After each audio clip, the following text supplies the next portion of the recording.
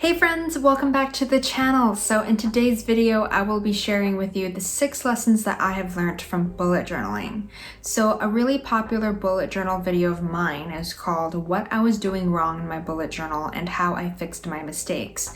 So this video is going to be complementing that one. And even though that one was about like my mistakes, and they weren't necessarily mistakes per se, they were just things that wasn't working for me.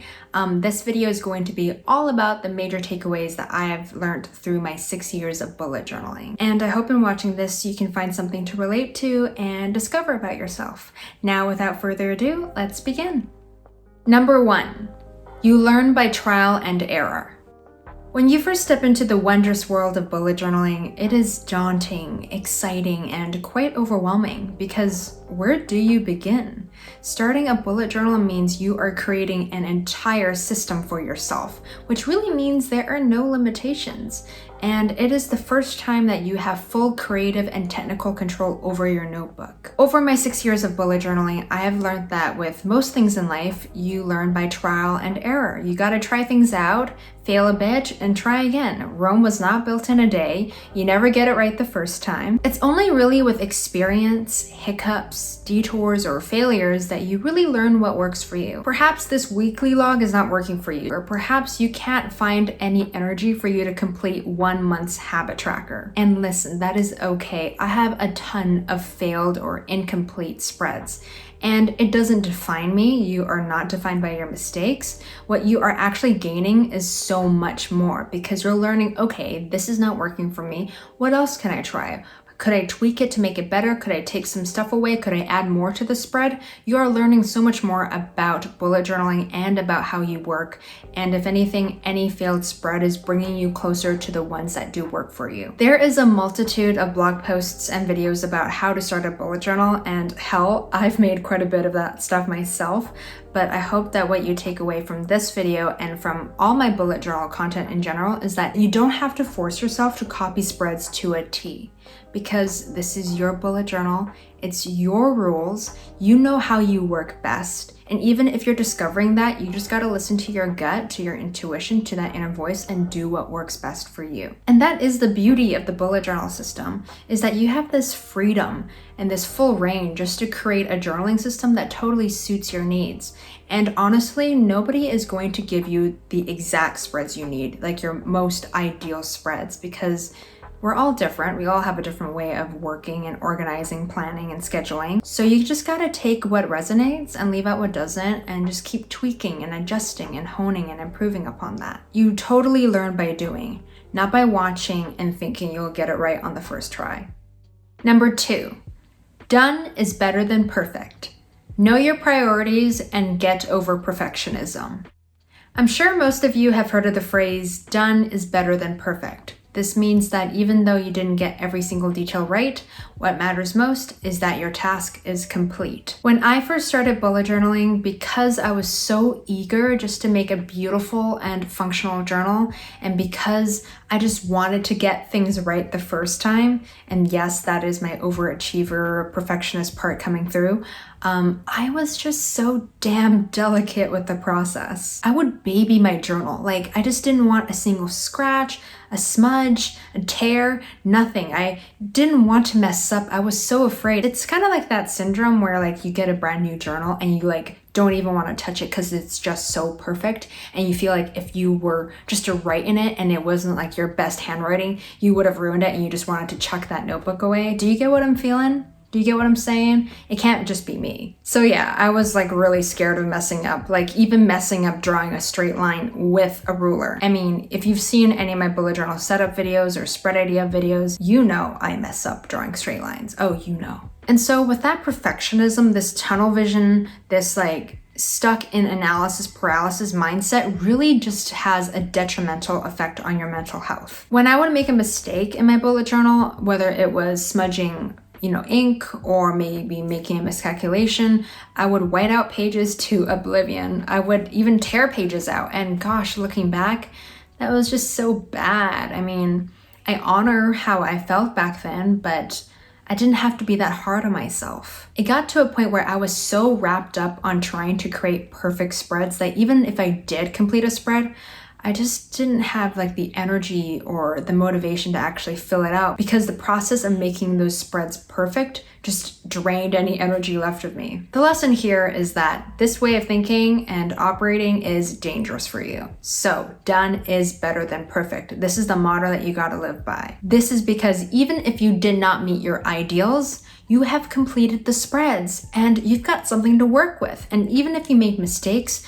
that means you can always correct them. I have been going by this motto ever since I reminded myself why I started bullet journaling. So if you ever find yourself off course, ask yourself, why are you bullet journaling in the first place? Are you bullet journaling because you want your spreads to be perfect? Because that's not my reason to start personally. My reasons are to be productive and organized and to build a mindfulness practice.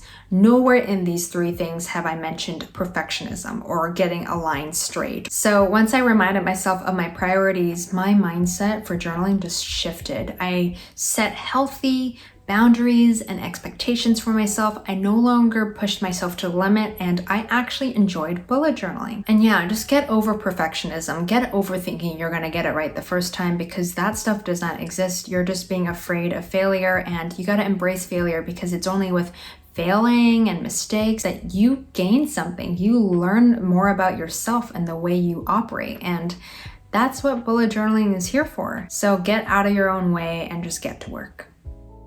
Number 3, grass is greener where you water it. Focusing on your life is more enriching than focusing on someone else's life. We all know this. Social media is deeply ingrained into our livelihood. It's not just a tool we use to assist our lives, but it's just a part of our lifestyle. We are consistently being fed information, content, entertainment, and updates all the time on our devices. Unless you have notifications off like me, then good for you, good for me, because it definitely helps with my sanity, but I digress. So as seemingly connected we are online, it can be quite the isolating and alienating feeling to watch people's highlights all the time, and all you can do is just sit back and consume. Bullet journaling has taught me to focus on me. And I don't mean that in like a narcissistic way, like, oh yeah, I am the shit and I'm just gonna journal about how awesome I am or something, because if you know me in person, you know that I am the most self-deprecating person out there. But bullet journaling has taught me that even though there are beautiful things happening to people in the world, and rightfully so, you shouldn't compare your chapter 1 to their chapter 50 or something, because at the end of the day, most of social media, if not all of it, is curated, it is filtered, it is edited quite heavily, and it's not always a true reflection of real life. And with bullet journaling, I am taught to focus on my dreams, my passions, my work ethic, my systems, my habits, my goals, my thoughts, my feelings, and it's just about getting a better understanding of me and feeling more confident of my worth and myself, so that when I go onto social media, I'm not always comparing myself and feeling insecure about what I'm doing. Since like probably most of you watching this, I also grew up with social media. Like I grew up when Facebook started, when YouTube started, and eventually Instagram as well. And as cool and innovative these things are, and how we can connect and share so much more in the world, it has had a tremendously detrimental effect on my mental health. Because when you are at such an impressionable age and you are absorbing like external opinions and thoughts and ways of thinking so easily like a sponge, you take everything to heart, what people say on the internet. And yes, you can take in the good, but you can also take in the bad. And it really affected my relationship with myself, with my body, with my image. Like, I'm still working through a lot of that stuff. I'm just saying that with bullet journaling, I get to carve time for myself to create a safe haven for myself and just to focus on me and what I've got going on. And so yeah, with bullet journaling, I wouldn't know if I would have the same assurance and belief in myself if I didn't start. Number 4, not all days in your life are created equal, and that is okay. This one, I'm kind of still learning it and consciously practicing it, and I struggle with this one because I have always been an overachiever, a perfectionist. I am incredibly meticulous, and I just work, and work. As bullet journaling has allowed me to document, plan, structure, organize, and schedule my days, it has also allowed me to reflect on them. And I have kind of found myself comparing my to-do list on my daily logs, if you get what I'm saying. Like, I would look at today's daily log at the end of the day and go, oh, okay, I didn't do that much today. My to-do list is quite small. But yesterday's daily log, wow, I did like double or triple the amount, and there are a lot of X's crossed through, which means I actually did complete them, and therefore I was productive and busy, and which means with higher productivity levels, higher self-worth or something. And that means today I did not do well. I did not manage my time wisely. I was being lazy. I was just not doing as well as I should have been, and therefore not good.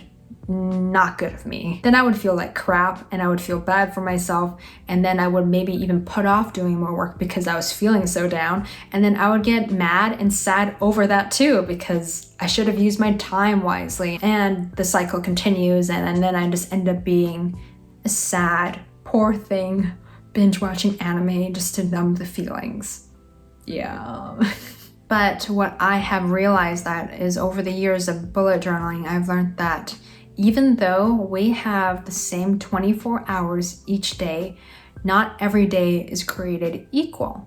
And that is totally true. Like, some days you just want to take a break. Some days you consciously choose to do less because maybe you have some stuff going on, or just because you deserve just to do less. It doesn't mean you're not being productive with your time. Working hard does not entail higher productivity levels. Working smart does, and working smart means learning your boundaries and your expectations and your energy levels and knowing when to say no and when to take a break. So I'm trying to just honor the days that I don't do much, or the days that look a bit emptier in my bullet journal, because the length of my task list does not define me, and it doesn't mean I didn't try my hardest and I didn't do my best. I did do my best with what I've got and with what I have, and that's more than enough. What else can I ask for? Number 5, you can learn so much about yourself if you pay attention. The process of using this journaling system has taught me so much about myself, like what I prioritize, how I schedule, how I organize information, how I process information, how I work, and so much more. And as I've grown as a person, my journaling style and my journaling needs have changed and evolved as well. I've learned to stay light and flexible, to know that I don't have to stay too grounded and sunken into one way of journaling. I've learned to routinely check in with myself and ask myself, are the spreads I'm creating really working for me? Are they what I really need at this moment? Or am I only creating them for the sake of comfortability, or because that's what everyone else is doing? And through bullet journaling and asking myself these questions routinely, I now know more of what works for me, and I also know that I feel more empowered to do minimalist bullet journaling than, let's say, artsy bullet journaling. To wrap this one up, whether you are currently still bullet journaling or you have quit using the system, I hope that through this whole process and this journey that you've been on so far, you have learned a lot about yourself and the way you work.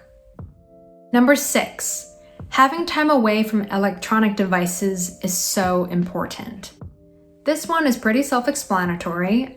So bullet journaling has allowed me the time and the space just to be with myself sans electronic devices. Yes, I love digital productivity tools like Notion and Google Calendar, but I feel like my mind gets really cluttered and just not clear, and I don't feel as grounded if I'm on my computer all the time. I have always been someone who prefers to write by hand than to type, and so that's why I find bullet journaling so refreshing and so therapeutic. It is my special time away from digital distractions and engagements. I just get to sit with myself at my desk, have my notebook propped open and with my pen, and I can just get to work and I can just figure stuff out, and I love that time with my notebook. Sounds kind of weird, but that's the kind of person I am. I don't know what else to say for this one, but just being away from electronic devices is like taking a big, clean, deep breath of fresh air. And if you ever feel cluttered or you feel like there's way too much going on, maybe it's about going back to basics and starting off with something simple, and that could just be a notebook and a pen. And that is it. Those are my 6 major takeaways from bullet journaling for the past 6 years so far. What do you think? Do any of these lessons resonate with you? Please do let me know down in the comments below. I would love to hear your thoughts. Also, do share with me if you have any bullet journal lessons or takeaways that you've experienced and gained over your time in bullet journaling, because I would love to hear your experiences and your journey in this beautiful system. Thank you so much for watching. Don't forget to like and subscribe, because that totally does help the channel out, and I appreciate you taking the time to comment, like, subscribe, and turn on that notification bell. And yeah, I think that's it. Thank you so much for watching. Much love to you all. Stay safe, stay healthy, take care of yourself, because you deserve that. And yeah, I will see you in the next one. Bye.